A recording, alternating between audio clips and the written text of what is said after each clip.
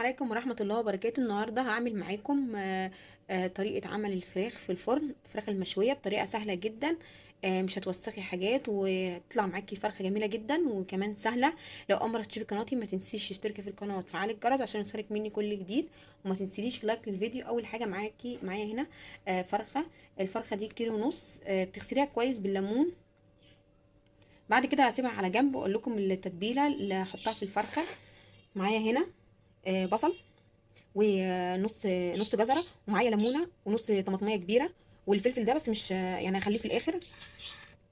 معايا هنا التوابل، معايا ملح وفلفل وسبع بهارات، ومعايا كمان ورق لورا واتنين حبهان وفصين ثوم مفرومين، ومعايا كمان مرقه فاين فوز.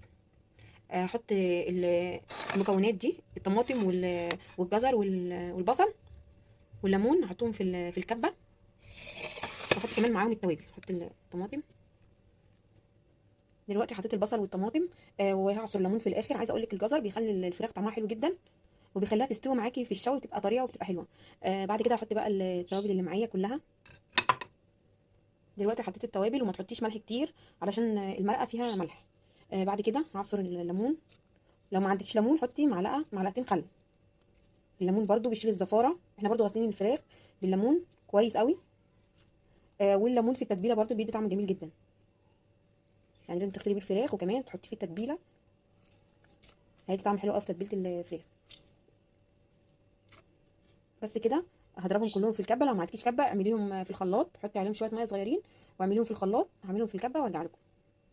وبعد ما ضربت التتبيله معايا بقت معايا بالشكل ده. كل ما تنعميها كل ما الفراخ معاكي تبقى طعمها حلو وتستوي معاكي، يعني ما تخليهاش خشنه. بصي نعميها كده هتبقى معاكي جميله جدا. والقرن الفلفل ده حطه في الاخر زي ما قلت لكم. ممكن تعملي التتبيله دي تعملي كميه منها، وفي رمضان مثلا عايزه تعملي فراخ، تعملي فراخ مشويه تطلعي وتعملي، يعني بس مش هتعملي طبعا دي الكميه دي لفرخه واحده. ممكن تزوديها لو عايزه تعمليها مثلا كميه اكتر، تزودي مثلا بدل طماطميه مثلا صغيره تبقى طماطميه كبيره، وتخلي مثلا تكتري الكميه علشان تشيلي نصها في الفريزر. بعد كده معايا الفرخه هنا، احطي فيها التتبيله بقى. اهم حاجه ان انت تحطي التتبيله من جوه كده، من جوه الفرخه. وهتحطي كمان ما بين الجلد، يعني ما بين جلد الفرخه هنحط كمان التتبيله، وما بين كده الورك برده هنحط. يعني هتخلي الفرخه كلها متغطيه بالتتبيله اللي انت عملتيها دي. هحط هنا عشان بصور بالموبايل، هحط كده في الجلد بتاع الفرخه وارجع لكم. ودلوقتي انا حشيت الفرخه زي ما انتم شايفين كده من كل الجوانب. حطيت هنا اهو، حطيت هنا التتبيله جوه الفرخه، وحطيت كمان ما بين الورك بتاع الفرخه. حطيت التتبيله في الورك هنا، وحطيت جوه، بصوا عشان تبان بس. ومن عند الرقبه برده حطيت. بس كده. بعد كده بجيب معايا هنا قطعه من الزبده او السمنه علشان الجلد بتاع الفرخه ما ينشفش منك. بتحطيها كده هي هتسيح، بس هتدي طعم حلو قوي مع التتبيله، وهتخلي الفرخه معاكي ما تنشفش. عشان في فراخ لما بتبقى صغيره، الفراخ الكبيره ما بتنشفش، لكن الفرخه دي صغيره فممكن ممكن الجناح بتاعها والورك ينشف. فاحنا ومن فوق كده الجلد ينشف، فاحنا حطينا قطعه من الزبده. لو الخطوه دي لو مش عندك زبده ما تعمل، مش مشكله، مش ممكن يعني مش لازم تحطي زبده. بعد كده بحط قرن الفلفل ده بيدي ريحه وطعم حلو جدا، بحطه كده في الاخر. بحطه سليم بالشكل ده كده. ممكن لو انت بتحبي التتبيله بتاعت الفرخه وبتحبيها سبايسي، تفرمي نص قرن الفلفل ده مع التتبيله، هيدي الفرخه طعم كده. هي تبقى معاكي سبايسي، بس عشان احنا عندنا اطفال فانا حطيت القرن الفلفل ده يدي ريحه بس، يعني مش عايزاها تبقى سبايسي معايا، عايزاها تبقى عاديه. دلوقتي انا حشيتها بالتتبيله اللي انا عملتها في الكبه. فضل معايا دول شويه، دول انا هدعك بيهم الفرخه كويس جدا بايدي عشان انا عملتها بالمعلقه. فلازم الفرخه كلها تتبل بالتتبيله اللي انا عاملاها دي. فهدعك الفرخه كويس جدا بالتتبيله دي وارجع لكم. يعني هدعكها كده الجلد بتاعها من فوق. انا حطيت خلاص التتبيله من جوه، ولسه بقى الجلد من فوق لازم ياخد برده من التتبيله. هتبلها بالتتبيله من فوق وارجع لكم.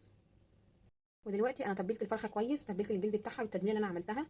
بس ما تحطيش تتبيله كتير فوق الجلد علشان كل ده ممكن يتحرق معاكي ويخلي شكل الفرخه مش لطيف. فانت يا دوب بس تتبليها بسيط كده من فوق، وقفلتها كده، قفلت رجلها. بعد كده الخطوه الجايه مهمه جدا، وهتخلي معاكي الفرخه تستوي معاكي وتبقى معاكي سهله. بتجيبي بقى صينيه، اي صينيه عندك، والصينيه دي فيها ميه، تحطي فيها ميه. بعد كده تجيبي الشبكه، وهتحطي على الشبكه دي الفرخه. هتحطي الفرخه، هحط الفرخه على الشبكه بالشكل ده كده. وبعد كده نحط الفرخه على الشبكه، بس بتظبطيها بقى علشان ما تنزلش حاجه يعني في الفرن وتبهدل لك الفرن. فهتظبطيها كده في النص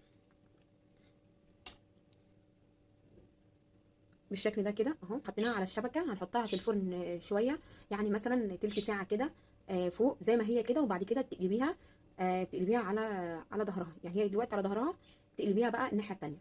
ولو لقيتي حته معاكي مش مستويه بتقلبيها بقى، بس بتبقى معاكي جميله جدا. واهم حاجه بقى في الفرن ان انت بتحطيها في الفرن وتشغلي الفرن من تحت على درجه حراره، يعني لو اعلى من 180 هيبقى كويس، لو 180 هتاخد منك وقت. فشغلي الحراره على 200، وشغلي المروحه عشان المروحه دي هي اللي هتسوي معاكي الفرخه. في الاخر خالص لو لقيت اللون بتاع الفرخه مش اللون الذهبي اللي انت المطلوب معاكي، شغلي بقى الشوايه. احنا مش هنشغل الشوايه الا في الاخر علشان الفرخه تستوي معانا، مش عايزين بقى يعني تتحرق بس وخلاص وتبقى من جوه مش مستويه. دلوقتي انا هحطها في الفرن وارجع لكم.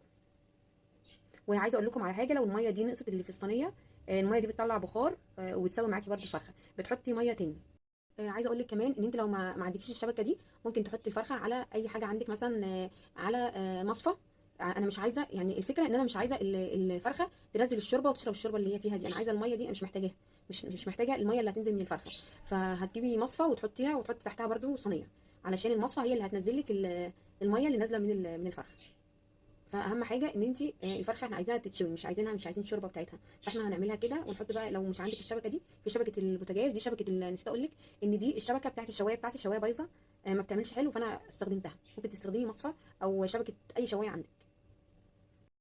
دلوقتي انا حطيت الفرخه زي ما انتم شايفين كده. حبيت اوريكي الوضع بتاع الفرخه، انا مش حاطاها في النص ولا حطاها تحت، حطاها قبل الارض بتاع الفرن بشويه، قبل ارضيه الفرن وقدام المروحه. انا لسه ما شغلتش المروحه، علشان المروحه دي اللي هتسوي معاكي الفرخه وهتدوقي احلى فراخ ان شاء الله.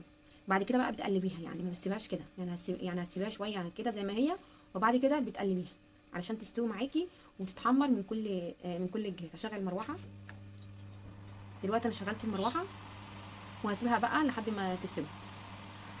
ده شكل الفرخه بعد ما استوت. عايزه اقول لك لازم تقلبيها 4 مرات، مره على الناحيه دي ومره على الناحيه التانية عشان تستوي معاكي من كل الجهات. والميه فضلت زي ما هي، ما نقصتش. بصوا شكلها جميل جدا واستوت معايا وبقت جميله. دلوقتي انا هوريكم خطوه يعني ممكن تعمليها او ممكن لا، عشان تخلي برضو طعم الفراخ حلو. بصوا شكل الفرخه جميل جدا، ومن غير ما تحطيها في السيخ وتوسخي بقى كذا حاجه. جربوا الطريقه دي حلوه جدا.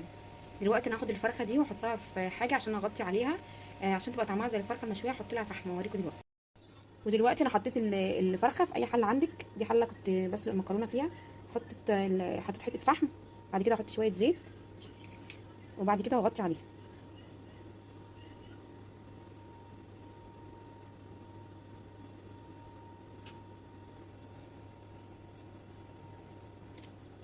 حطيت الزيت، اغطي بقى على الفحمه عشان تبقى الفرخه بطعم الفحم.